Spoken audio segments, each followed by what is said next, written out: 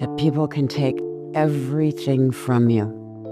Your job, your family, your health, the possibility that you would have a future, but they cannot take your soul.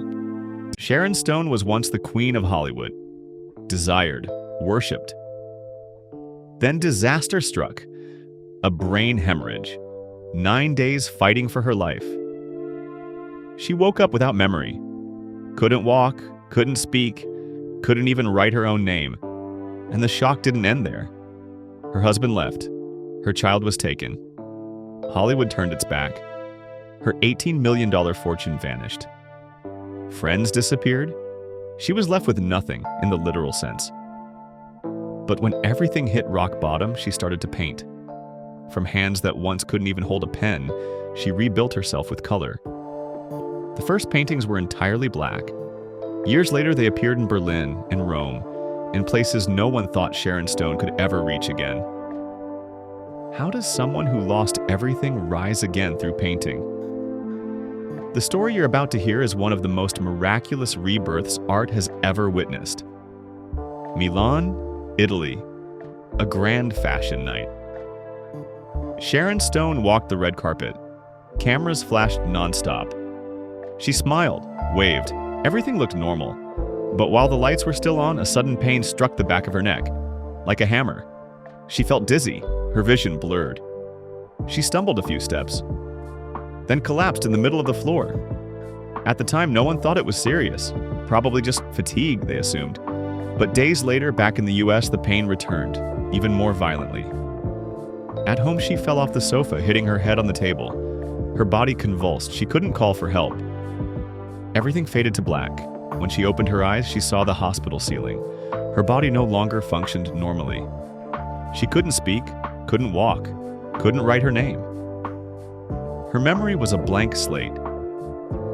Outside her room, doctors whispered, "Severe condition." She might not make it. Less than a 1% chance of survival. Next to her bed, another patient died that very night.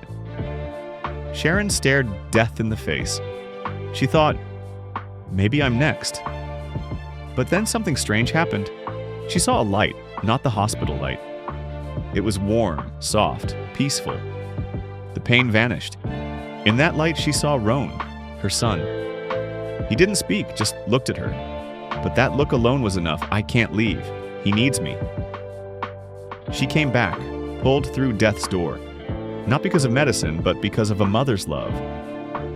Later, when recalling the moment, she remembered meeting a monk.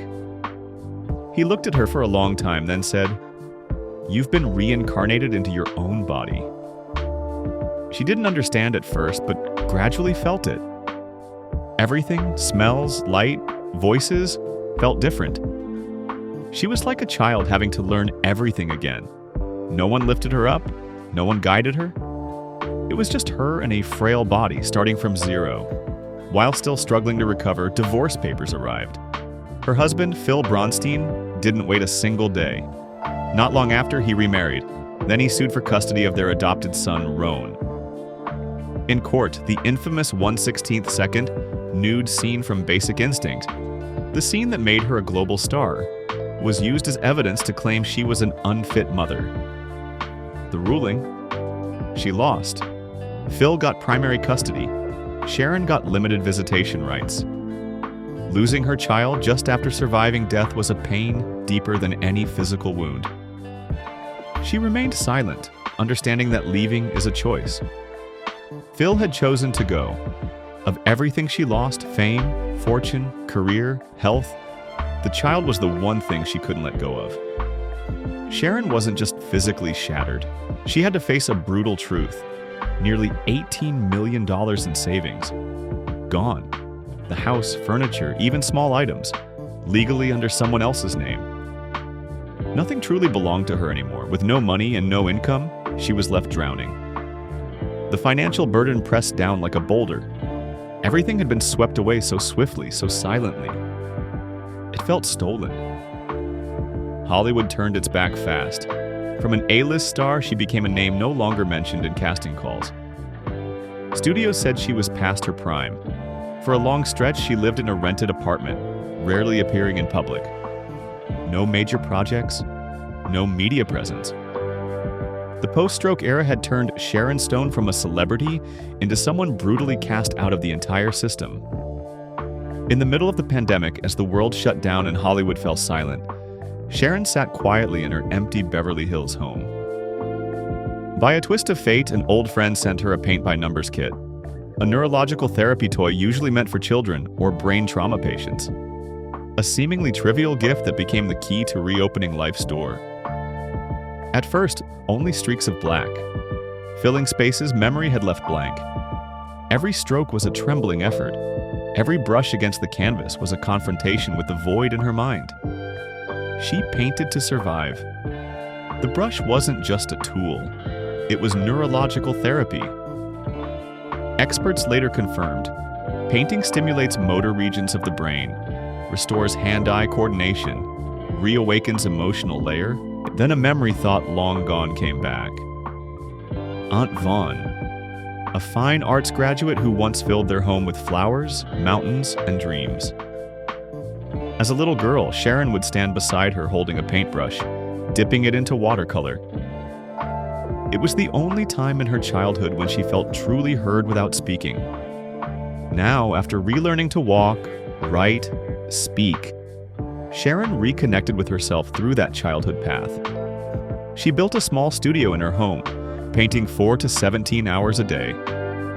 From hands that once trembled too much to hold a pen, she gradually came back to life, stroke by stroke. The first paintings were monochrome, black, deep purple, hollow blues. But slowly, light seeped in. Yellows, reds, greens, oranges. Bright colors took over, painting a new path, a new portrait of her life. Around this time, 2 little boys entered her life. Laird Vaughn and Quinn Kelly, adopted children she called the first strokes of color to break through my darkness. A decision born out of healing, not replacement. From that point on, Sharon Stone was no longer just a survivor.